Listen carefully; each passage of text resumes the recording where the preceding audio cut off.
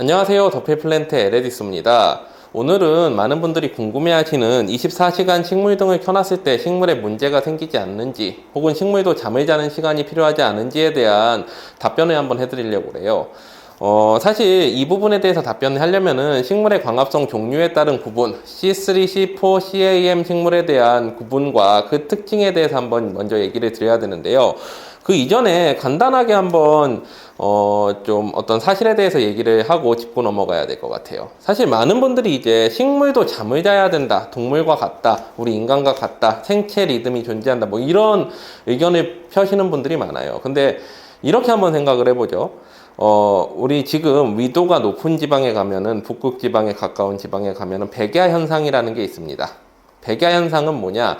이제 1년에 6개월 동안은 낮이 지속되고 또 6개월 동안은 밤이 지속되는 거예요. 자, 그러면 그 지방에는, 그 백야 현상이 일어나는 지방에는 식물이 안 사느냐? 아니에요. 거기서도 식물이 충분히 잘 살고 있습니다. 그러면은 어떻게 계속 1년의 절반은 햇빛이 쪼이는데 식물이 계속 살아갈 수 있을까요? 만약에 광합성을 이제 쉬는 시간이 필요하고 밤에 쉬어야 되고, 식물도 사람처럼, 그렇다면 백야 현상 아래선 식물들이 다 죽어야 되지 않을까요? 이제 여기에 대한 해답을 찾기 위해서 이제 한번 그 식물의 광합성에 따른 분류를 한번 여기서 설명해 보도록 하겠습니다. 일단은 식물의 종류,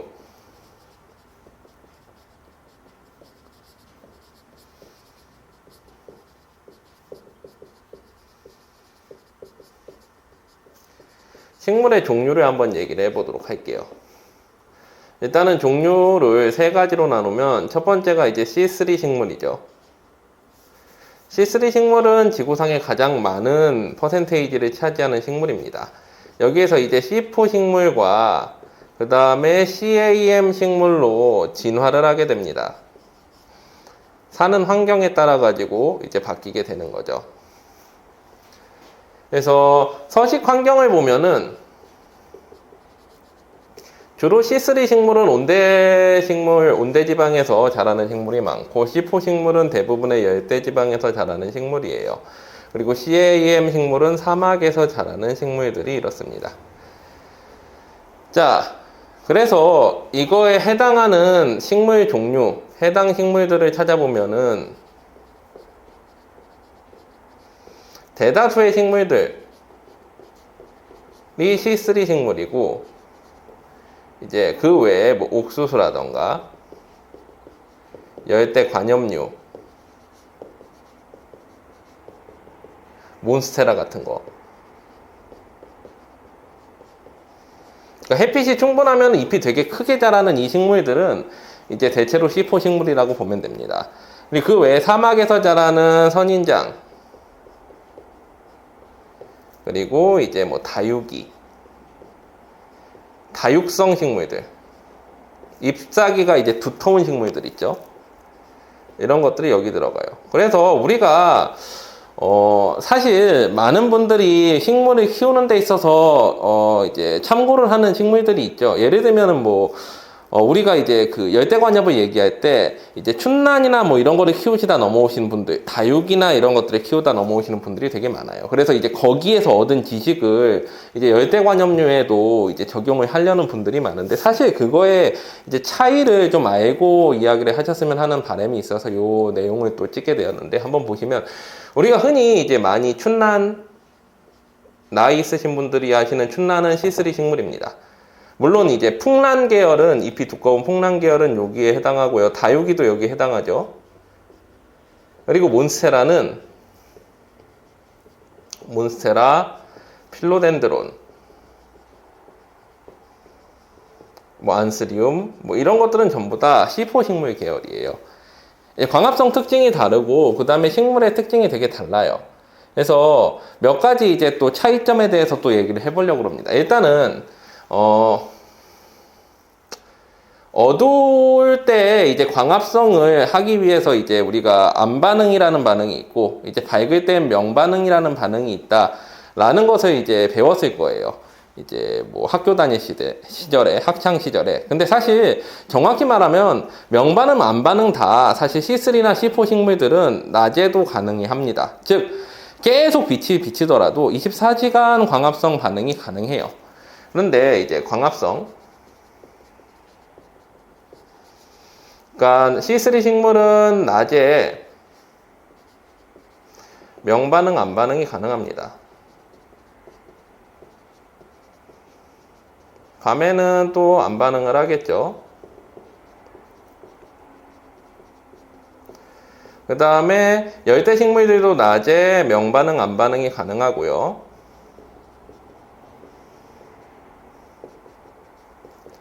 밤에 안반응을 하겠죠.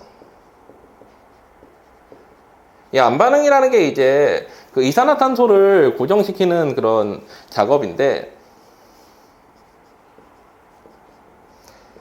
이 사막에서 자라는 다육이 같은 경우에는 이제 낮에는 명반응을 하고 밤에는 안반응을 해요. 그러다 보니까 낮에는 이산화탄소를 흡수를 하지를 못해요. 그렇게 되면은 이제 그 어두운 기간이 없을 때 이제 고사를 하게 됩니다. 즉 밤이 필요한 거죠. 어두운 시기가 필요해요. 근데 사실 이제 그 열대관엽 이전에 식물을 많이 키우시던 분들이 유행했던 게 이제 다육이라던가 풍란 뭐 이런 어떤 다육성 식물들이 많기 때문에 이분들의 경험상 24시간 빛을 비춰줬을 때 식물이 고사하는 것을 볼 수가 있거든요. 그래서 이 이론을 갖다가 자꾸 여기에다 적용을 하면서 이 광합성에 대한 이론을 제대로 설명을 하지 못하니까 식물도 이제 뭐 생체 리듬이 필요하다, 잠자는 시간이 필요하다, 동물과 같다 라고 하면서 되게 이제 감성적인 접근을 하시는 것 같아요. 근데 이제 과학적으로 봤을 때 기본적으로 C3와 C4 식물은 이제 그 어두울 때 뿐만 아니라 밝을 때 계속 지속적으로 밝더라도 광합성이 가능합니다. 특히 이제 그 C3 식물은 백야 현상에서도 살아남거든요. 이게 단적인 사례가 될 수 있겠죠. 이제 백야에서도 계속 24시간 빛이 비추더라도 C3 식물은 충분히 성장을 할 수가 있고 오히려 더 잘 성장을 하게 됩니다. 자, 그리고 이제 몇 가지 또 그 우리들이 잘못 알고 있는 상식. 열대 식물들은 되게 습도가 높은 곳에서 잘 자란다라는 그런 기존의 통념에 대해서 한번 좀 얘기를 또 해볼게요. 이제 적응 환경을 한번 보죠.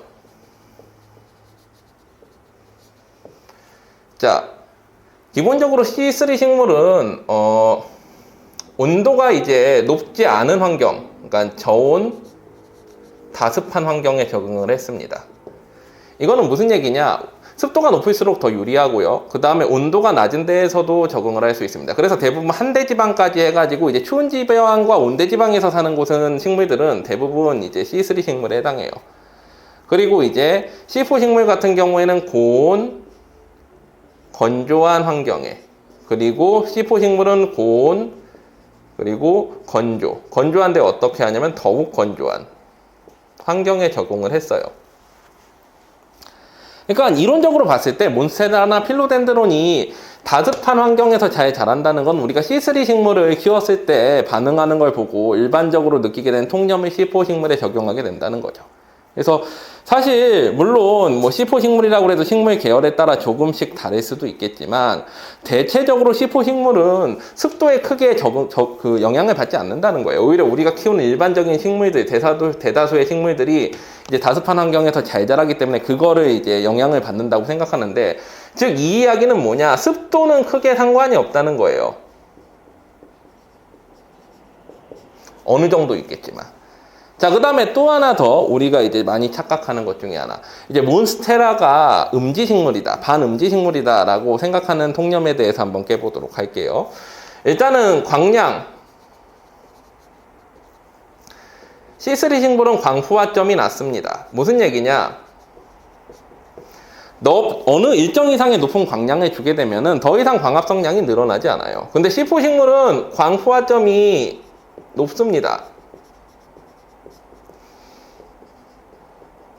CAM 식물은 C4 식물에 비해서 광푸화점이 중간 정도라고 보시면 돼요. 사실 이제 광푸화점과 상관없이 이 생장 속도가 되게 느려요. 생장 속도 빠르고요.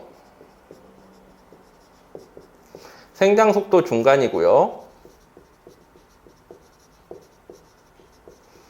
생장 속도가 엄청 느립니다. 환경에 따라서도 영향을 많이 받아요.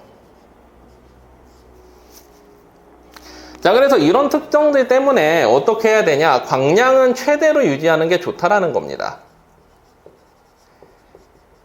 그러니까 이거는 어디까지나 그 광합성 방법에 따른 과학적인 데이터를 근거로 하는 거기 때문에 우리가 뭐 식물이 이제 밤에 잠을 자야 된다. 혹은 뭐 열대 식물이니까 습한 환경에서 키우는 게 훨씬 절대적으로 유리하다.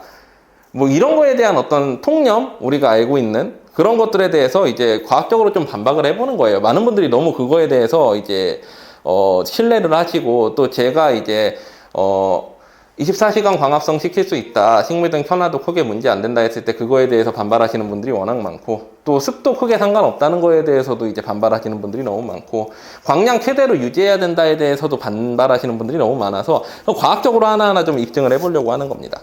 자, 그 다음에 이제 질소. 이제 어떤 분이 그 얘기를 하셨죠. 이제 출란 키우시던 분인데 얘기하시기를 이제 질소 비료랑 크게 상관없다. 이제 무늬랑은 크게 상관없다. 라고 하는데, 이제 C3 식물이나 CAM 식물에 비해서 민감도가 높습니다. C4 식물은. 역으로 생각해보면은 질소 비료를 줬을 때 여기에 대해서 반응하는 게 되게 차이가 크다라는 거예요, 사실. C4 식물 특성상. 이제 민감도가 높고, 그 다음에 적은 질소에도 크게 반응을 해요, C4 식물 자체가. 이제 C3 식물은 민감도가 낮은 편이고요. 요거는 이제 뭐 C3 식물에 대비해가지고 크게 차이는 없는 것 같아요. CAM 같은 경우에. 그러니까 결국에 이제 무늬에 반응하는 비료와 무늬의 상관관계가 높다는 거예요. 왜 그러냐면은 이제 그 비료와 무늬 상관관계. 적은 비료에도 민감하게 반응하고, 이 질소 자체가 그 잎과 줄기의 성장에 관여하거든요. 엽록소 만드는 데도 가장 많이 관여하는 게 질소예요. 근데 이제 이런 어떤 상관관계 자체도 이제 인정하지 않으시려는 분들이 되게 많아요. 내가 이제 춘란을 키워봤는데 무늬가 어떻다느니, 뭐 다육이를 키워봤는데 어떻다느니. 사실 다른 종류거든요, 식물의 광합성 자체가. 그래서 사실 이런 부분들 때문에 우리가 몬스테라를 키울 때 몬스테라에서 얻는 경험치와 다른 식물에서 키울 때 얻는 경험치는 좀 다릅니다. 어떤 환경에서 키우는 게 더 적합한지는 사실 그 식물마다 다 다르고, 어떤 환경에 적응했는지에 따라 다 다른데, 너무 이제 몇몇 식물들만 가지고서 또 이제 그 비슷한 다른 종류의 식물들을 가지고서 어떤 특정 식물에 일괄적으로 적용하려다 보니까 나타나는 오류예요. 그래서 다시 한번 정리를 해보도록 하겠습니다. 자, 몬스테라 알보를 키우는 데 있어서 24시간 식물등을 켜둬도 되는가? 가능합니다. 습도가 꼭 높아야 되는가? 상관이 없습니다. 음지에서 키워야 되는가? 광량을 최대치로 유지하는 게 좋아요. 이제 광포화점이 높기 때문에. 그리고 비료와 질소와의 상관관계가 있는가? 100% 확신할 수는 없지만 적어도 C4 식물 계열은 질소에 대한 민감도가 높습니다. 이거는 과학적으로 증명되어 있는 사실이에요. 교과서에서도 나오고, 우리가 여러 가지 이제 뭐 생물 관련, 뭐 국가 관련 국가 시험들이나 뭐 이런 데에서도 자격증 딸 때에도 나오는 내용들입니다. 그래서 그거를 바탕으로 해서 이렇게 설명을 드려봤는데, 여기에 대해서 궁금하신 점이 있으면은 댓글로 달아주시면 감사할 것 같습니다. 영상 재밌게 보셨다면 구독, 좋아요, 알림 설정까지 해주시면 감사하겠습니다.